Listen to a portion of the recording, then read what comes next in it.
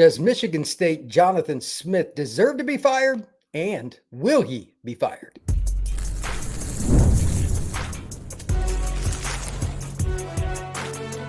You are Locked On College Crossover, part of the Locked On Podcast Network. Your team every day. This crossover edition of Locked on the Portal and Locked on Spartans. I'm your host, Brian Smith, longtime college football recruiting analyst. Thank you for making this crossover a part of your day each and every day right here on the Locked On Podcast Network. We are brought to you by our friends at FanDuel, where new customers can bet just $5, and if that bet hits, you can unlock $300 to use across the FanDuel app. We're going to be talking about Michigan State's schedule later on in the show. They've got 3 games left. They need to win at least one of those to give some hope for the fans. But will that happen, and why should or should it not? We're also going to talk about recruiting and transfer portal concerns. They actually have a pretty decent recruiting class, but how many of those young men will be committed if this path in relation to that schedule continues on the route that it is, because they've lost 6 in a row? And that leads to the number one thing here. After doing some research, there is no doubt the Michigan State fans want Jonathan Smith fired. Is it deserving, and why? I'm going to tell you why I think it is, and I'm going to lead off with a stat as soon as I introduce my guy here. Matt Sheehan, Locked On Spartans. He needs a GoFundMe started for his psychiatry that he needs as a Spartan fan. I will say this. When I went to the 24/7 Michigan State site today, a lot of great, not good, great articles about Izzo and the Spartans basketball program. Go check that out. I thought it was good.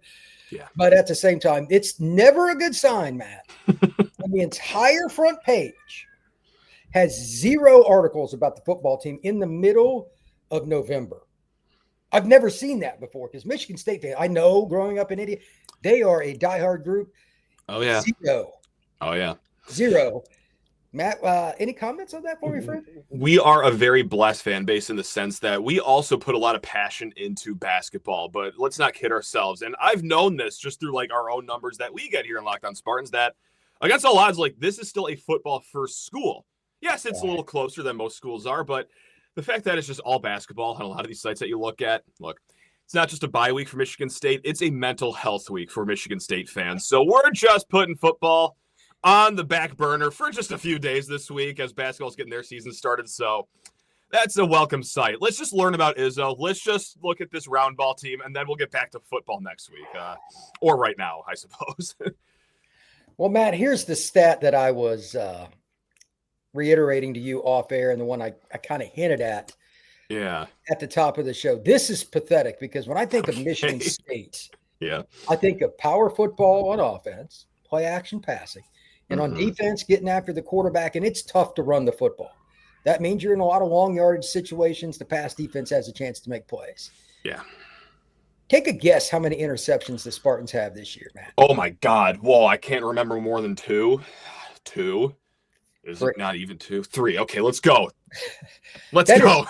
Horrendous. It's not good. It's not good. Oh, in 9 games. Oh, God. It makes sense, I've never seen a Michigan State secondary or defense. Linemen can get tips and stuff too. Like, part of it is bad luck. You have things that go on. Sure. Yeah. But there's no way they're coached well if you have 3 picks. I'm sorry, because they get better talent than that. They're not. This isn't. Yeah, but do they? I don't know. I mean, this is also, I feel like, the 3rd year in a row I'm having this conversation. You know what? Like, maybe even the 4th year, because even that 2021 season, their pass defense was giving up what seemed like 750 yards a game. It was as good as that team was. Their defense was trying their best to drag them down to 6 wins instead of 11, which they got that year. Everything is in harmony when it's that bad, right? Like, sure, I mean, you can point to coaching. I personally think Joe Rossi, is a fine coordinator. Dare I say, maybe even above average. It's just the tools he has to work with aren't the greatest in the shed, I think. Like, you're not getting a pass rush. That's leaving your secondary out there who already doesn't have elite talent. Like, they got to fight for their lives and be on an island for 5, 6, 7 seconds back there, it seems like. And then when the pass is thrown, you're watching the game on TV, and well, sometimes the corner or the safety isn't even on the screen when the receiver catches it. So to hear that there's only 3 interceptions, that's actually one more than I thought we had, which is horrible. But it seems to make sense because it's just been a failure at every aspect of the game for the last few seasons, even dating before this coordinator has been into town. So, like, when does the misery end? When do we get off this train to hell? Because I would love to go back, not even to the days of the no-fly zone when we won the Rose Bowl, but just like the 2019 defense was fine enough. Like, I'll take that. Just a nice above-average defense would be cool. I hate it, man. This is why we talk about basketball, Brian. Because look at me. I'm already in shambles right now. Not even 6 minutes into the show. So, yeah. All right, let's cut to the chase here. Okay. Top of your head, 33 million, is that correct? Is that 33, 32, 31. It's north of 30. Yeah, that's a good way to put it. Yeah. From what I'm reading on the Red Cedar message board, they don't want to pay it. That's what seems to be the where the tides are going right now. Yeah. What kind of apathy on a scale of 1 to 10 do you think there will be in the offseason if they do not rid themselves of Jonathan Smith? Okay, so how are we doing the apathy scale? Like 10 is the worst apathy you could have. Like 10 is like your excitement to be in the Secretary of State office. It'd be an 11, I think. Look, I understand it, and I've talked about it too. Like 33 million, yes, it is well short of what LSU just paid. It is well short of what Penn State just paid. That's still a whale of an amount of money, though. Like, that is a lot to just generate, especially at a school, and it's not the sexy thing to talk about, but they're making a bunch of cuts around, like, the academic side. Because, Brian, like, we are also a college. Like, I know that it is lost with a lot of people, myself included a lot of times. But what are the optics looking like if you're paying? It's not just $33 million, but to bring a new coach in here. You got to give him a top assistant pool. You got to give him top NIL and recruiting resources in a coaching cycle where there's going to be a lot of competition. That's a lot of money that you got to raise here. So does it seem like that they're actually going to walk towards year 3 of Jonathan Smith? I think so, but I think that even financially, that could be a mistake. Because all that you're going to save in year 3, as if that year doesn't go well, is the buyout only drops to, I think, $26-ish million. It's not like you're saving like $20 million here if you push this down the road another year. And also, Jonathan Smith comes back. Hey, give him good NIL. Let's load this roster up. Who's gonna donate to like strong NIL? I was waiting for that. That's the $1 trillion question. We had a conversation the other day with Corey Robinson of 24/7 Sports. Kind of had the same sentiment of like, who's going to be donating here? Who's going to get fired up for this if there is year 3 of Jonathan Smith? And he said, like, well, they'll probably also rely on corporate sponsors, which is true. But how about this? How about you get a new coach, you get new energy, you get donations from the donors, and also corporate sponsors. Like, you could just pile it all up on top of each other. But Corey, he had the same thought that I had. It's like, why kick this can down the road just to save like what would be $6 million? Maybe even harm the NIL pool a little bit more. It's just a great spot to be in right now, Brian. We're having a hoot and a half over here. So, yeah. Well, it is a little rough. A little. Yeah. And on that note, that's a really good segue here. When we come back, I want to discuss Matt's biggest concerns for the offseason transfer portal. For those who do not know, this is a very tricky thing. This is not related just to Michigan State. There's only one transfer portal window. So if they get hammered because they don't get rid of Smith, they don't have a chance to recoup it in the spring window because there isn't one. No. That is next here. And remember, GoFundMe for Matt Sheehan Psychiatry. That's please. And thank you. Please and thank you. That is next on this crossover Locked On Spartans and Locked On the Portal. Today's show is brought to you by Supply House. When the opening whistle blows on a new repair, get your crew moving forward with Supply House. Order today and see parts on your doorstep tomorrow. 280,000 plumbing, HVAC, and electrical items from the most trusted brands in the business. The real-time inventory and honest lead times keep you from pushing out projects, and their industry-leading customer service always has your blind side covered. If you need parts for a project next day, not a problem. Supply House has you covered for that. If you need to figure out something, you've got the supply line that you can get to because you can call the customer service line and find exactly what you need and do so quickly. Join the free Trade Master program today and score serious perks like priority shipping, lower prices, and dedicated support line. Visit supplyhouse.com to sign up for free and use promo code SHCollege5 for 5% off your first order. That's supplyhouse.com. Real people and real service. All right, Matt. Now that we've got the GoFundMe kind of like headed in the right direction. There's at least $12 in there. I can feel it. I can physically feel it right now. So this is perfect. We're good. Thank you once again for making this a part of your day. Locked On Spartans, Locked On the Portal. We appreciate your support. We truly do. Yep. We have some fun here, but we got a serious issue to talk about, Matt. Got a few. Yeah. Yeah. Give me your top 3 biggest concerns for players hitting the portal and leaving Michigan State because it's in shambles. Just straight up. Just give me your top 3. Nick Marsh always has to be brought up, and I'm going to, cite the chat that I had with Corey Robinson the other day. And he was a little more hopeful that Nick Marsh can come back. I mean, did he leave the percent chance at 100%? No, but I mean, he cited some pretty, reasonable things. Is that Michigan State has already taken care of him. Who's to say that they wouldn't do that again? Also, like, Nick Marsh does have the buy-in here to this program. Like, he does enjoy it here at Michigan State by all accounts. He is still working his you-know-what off on the field. You see the high-effort plays. He's not checked out. Of course, at the end of the day, sometimes there's a business decision to be made. So that's the number one guy I'm going to be looking for right there off the top. Outside of him, oh, God, of course, Jordan Hall, you got to throw his name out there, the linebacker. I mean, he's, really solid player. He's been here for what seems like forever. He's been a mainstay in this defense. Would he jump ship to just go somewhere else his senior year? I don't know. But, I mean, look, I'm talking about big names here, guys that we would really, truly miss. So Marsh, Hall, that's 1A and 1B. And then, oh, God, for the third guy, I got to say, maybe the sophomore quarterback or this redshirt freshman quarterback, Alessio Milivojevic, I'm sure he will come back, especially if Jonathan Smith and co come back. But hey, in this day and age, college football, you never know. So I like what we saw, just one game out of him against Minnesota, but I guess that's who I'm going to go with. I'm sure I'm missing like a young lineman, like Rustin Young, Rakeem Johnson. But yeah, linemen are a premium. So that's a good point right there. Let's pivot on that right there. Yeah. I did for my own needs here for the Portal podcast. I went ahead and got ahead of it, and I did a list. Okay. The top programs in college football, they have a chance to make the playoff, this, that, and the other. I did like 27 schools. I said, I want to look at the depth charts, then I'm going to list what I think are the top 3 needs for these schools. Out of that 27, like 24 of them I had O-line. Yeah, isn't that the truth, man? There aren't many. So if Michigan State is short there, and they are, somehow. You don't overpay in the portal, Matt. You are bent over. Oh, yeah. And it's a problem.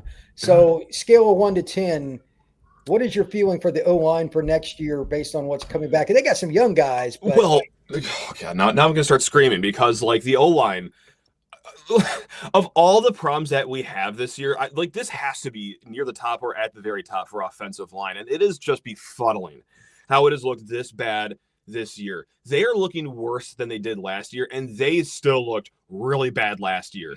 They are running the ball for less yards per carry. They are on pace to give up more sacks. Their stuff rate, if you want to go into that stat, is higher than last year somehow. Their line yards per rush is somehow lower than last year. And last year you could excuse it because, hey, you had your starting 5, and then they just had one backup that had any college experience, and he wasn't even that good. So, look, when the injuries start compiling early in the season, you can understand why the offensive line got really off the rails early on. But it's okay, because year 2 is here. We are returning a lot of guys. We got 2, if not 3, great guys out of the portal to bolster this offensive line. Luka Vincic, he goes down early. Okay. Matt Goldman, he's been fine. Connor Moore, he's been okay, too, out of Montana State. Stan Ramil, returning left tackle, he's been dealing with injury issues. That's not lost with me. But, my God, the calling card for this season was, hey, this great offensive line coach that we've been hearing about, that I've been talking about because the people that know their stuff have been talking highly about him. He's got these guys with college experience under his wing for year 2. This offensive line can be at least average. They are like one of the worst in the Big Ten. I get it. Like, there are some injuries. Everyone's got injuries, though.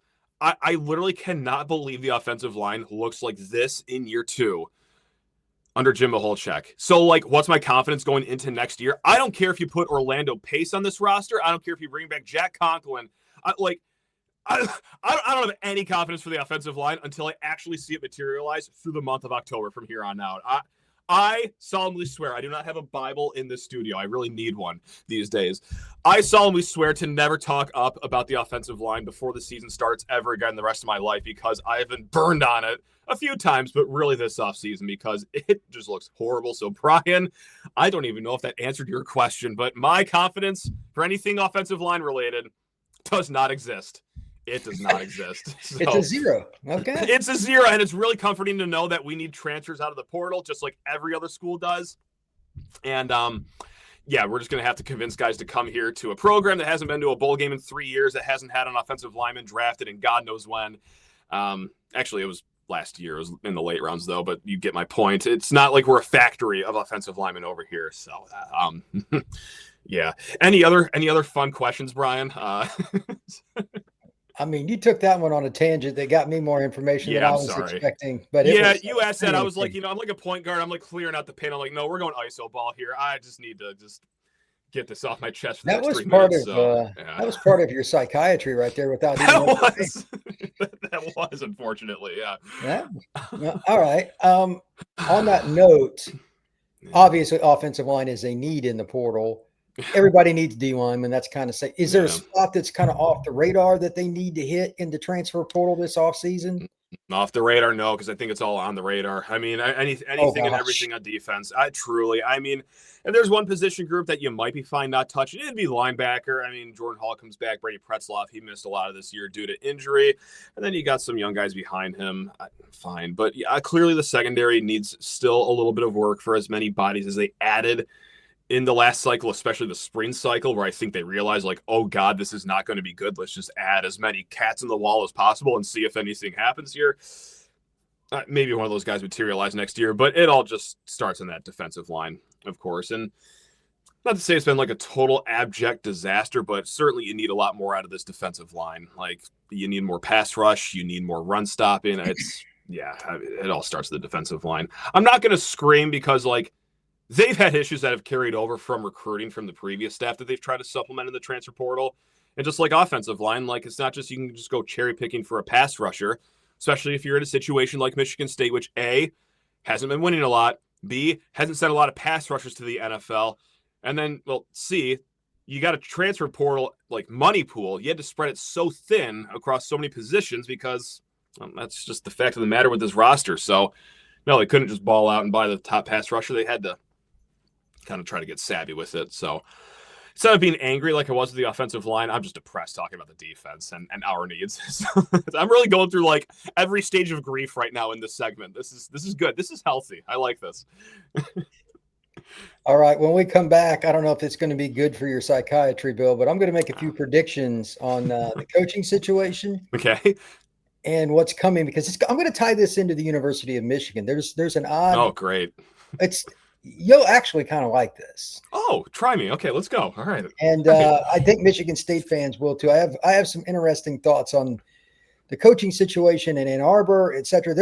That state is just going to be the epicenter next year. I'm going to explain next here on this crossover of Locked On Spartans and Locked On the Portal. Today's show is brought to you by our friends at FanDuel. The NBA is back, and there's no better place to get in on the action than FanDuel, the official sports betting partner of the NBA. Even if you missed the start of the game or want to ride the hot hand, FanDuel has live bets on everything from who will score next to fourth quarter comebacks. Plus, you can even combine your live bets, do a same-game parlay for a shot at a bigger payout. It keeps the game more exciting, especially when your team's making that late push. Right now, FanDuel is giving new customers $300 in bonus bets when your first $5 bet wins. So head to FanDuel.com to sign up and play your game with FanDuel, the official sports betting partner of the NBA. All right, Matt, you need at least some form of good news, I think, today. Because right now I put you in a pretty low spot, I would imagine. And I think you kind of took it on yourself a little bit. We're fine. We're not fine, but we're fine. Here's my thought. I don't think they're going to fire him based on what I read and based on what you just told me. I know, right? Oh, my God. Unless Magic gets involved or something. Please get involved. Please get involved. But at the same time, let's play a little hypothetical here. Okay. And I'm sure you hear about some of this stuff too, because you live up there. Sure. Let's say it goes into next season And I'm going to go out on a limb and guess it doesn't go well. Just going to throw that out there. I'm going to guess, why would it? You know, if you don't change anything and you expect the same or a different result, you know, it's called insanity. That's right. That's that word. Yeah. But there's something else that's interesting. Ann Arbor, Michigan's got a pretty good team this year, but they're not great. They're losing some players. I'm seeing some of the shine off the Harbaugh era go away. Like that was a really well-coached organization. I know you don't like them, but I'm sure you can respect what they did, et cetera, as far as it's almost like they had something extra going on during that little tenure too, but that's for a different conversation. That's true. That's true. Got my binoculars out for that one for the podcast listeners. That was a visual comedy bit right there. Anyway, sorry, Brian. I'm derailing your conversation again. I'm sorry. The key here is the following. I don't think they're going to like what's coming because I'm not seeing Bryce get much better. And their defense is going to lose more guys. Right. Yeah. And they're losing all the Harbaugh. Like, it's going to be pretty much his program next year, year 3. I'm already hearing a few rumblings. Like, that could be a slow death march because if you fire him, do you keep Bryce? Like, that's going to be interesting. And I'm trying to give Michigan State fans a little hope because let's be honest. Fans like to see their rivals struggle. And I'm being very kind. We want someone else in this misery boat with us as it's sinking. Yeah, like we want as many passengers with us as possible. So, yeah, this is good. I like this. I think Michigan's going to be 7-5, 8-4 next year, and he will at least be on the hot seat. Oh, I'm seeing, like, when they played USC a few weeks ago, they were bludgeoned, and they have more talent in the trenches than SC, and they got beat up. And he's an O-line coach. That's the problem, right? Explain that to me. Because I thought they would beat USC. I picked them to beat USC. I'm like, the most overrated coach in college football is in LA. I still believe that. Okay. But at the same time, they beat them 31-13. They smacked them. Michigan's had some moments that they're okay. I mean, they struggled against Michigan State, no offense, but that's not a good sign. No, that's fine. Yeah. They had some, and they just struggled with Purdue. Yeah, right. At home? Yeah, hasn't looked pretty in some of these wins, but I you know what? I'm envious of that. Like, they don't ask how, they ask how many. But yeah, honestly, like even taking my hater shades off, hasn't looked pretty. And you do talk to any Michigan fan. I don't know how much fun they're having this year. Certainly more than we're having. Well, yeah, they're still winning it, but how many of those guys were holdovers from Jim's staff? You know what I mean? Like bringing those kids in. I'm not saying Moore's a bad coach, but he's not going to – I don't think he's a Michigan elite level coach. I think it's safe to say they want more. No pun intended, but I think it's safe to say they want a little bit more over there, right? I mean, I don't think I'm overstepping here. I know people will be upset at that because I'm wearing a Michigan State shirt and I'm just a salty hater, but you put any Michigan fan on a polygraph test, like they have to tell you that, no, this is not going the way that any of us want it to go right now.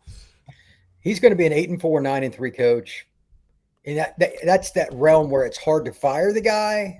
I know, right? It's perfect. It's good. But at the same time, they're not winning any titles. And like, do you really think that he's going to outcoach the guy in Columbus when they play later this year? Yeah. Maybe.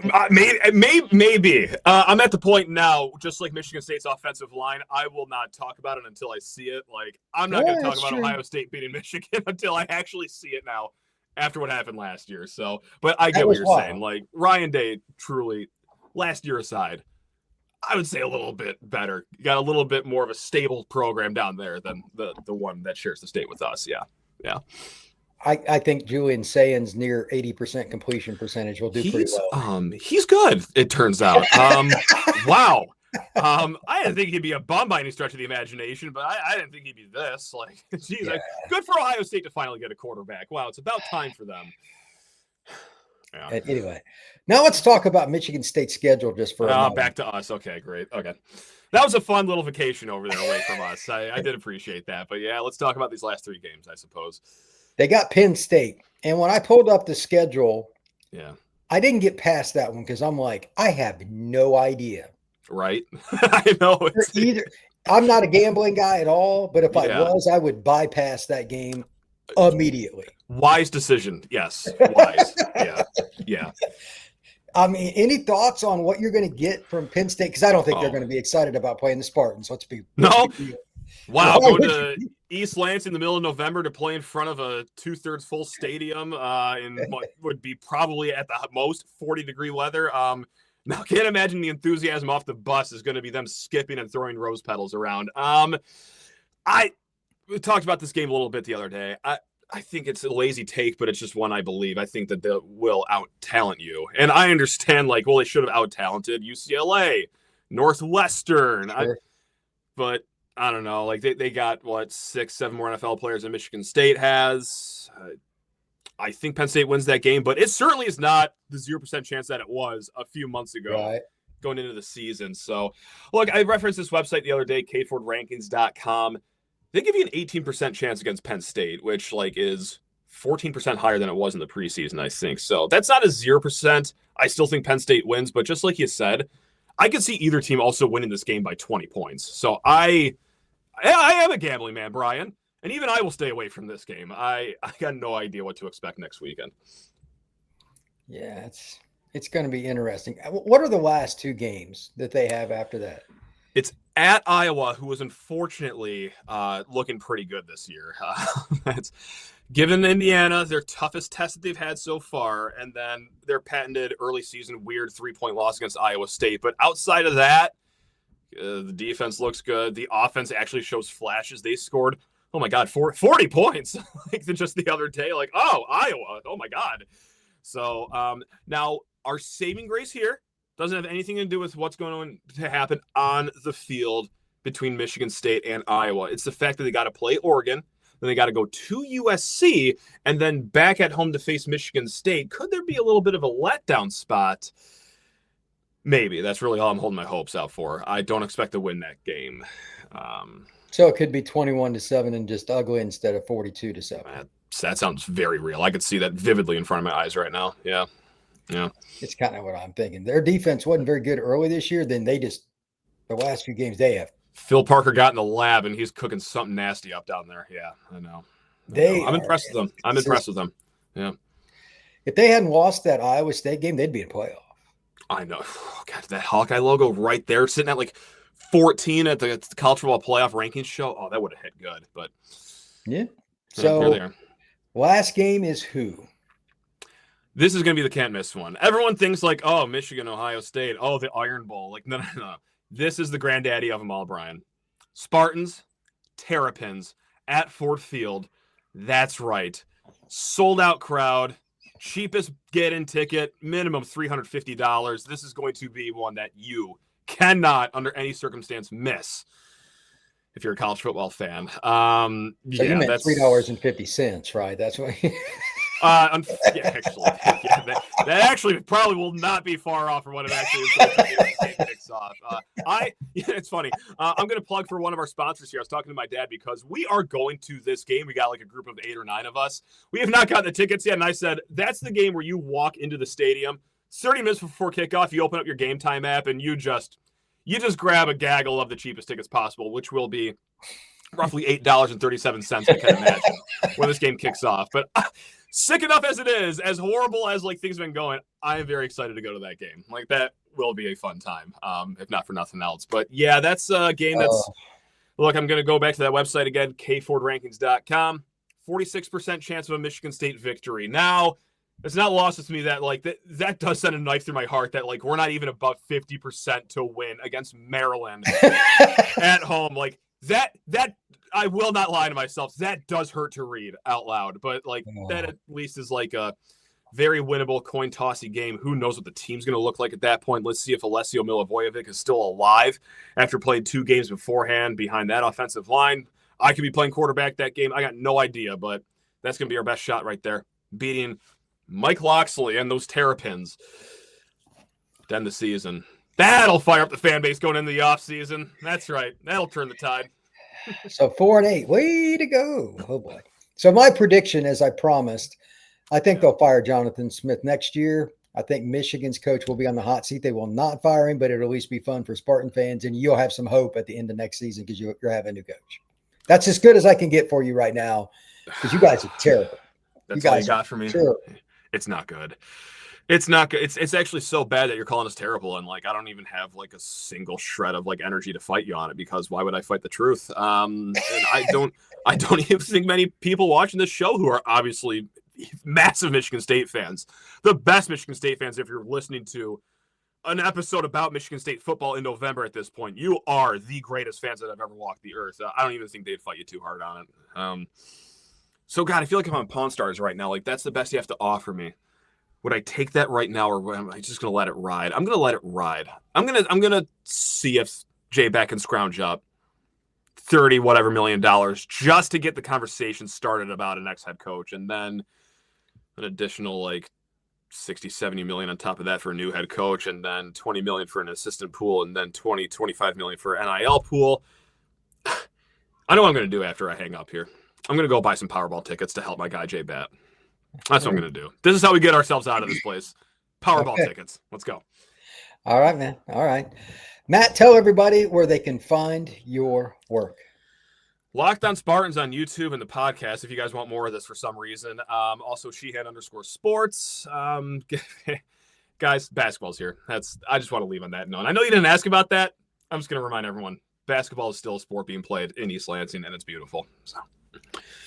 For the entertainment for all, I'm going to cut up a few of these clips from Matt and put them all over the internet, because entertainment is entertainment, and we need it.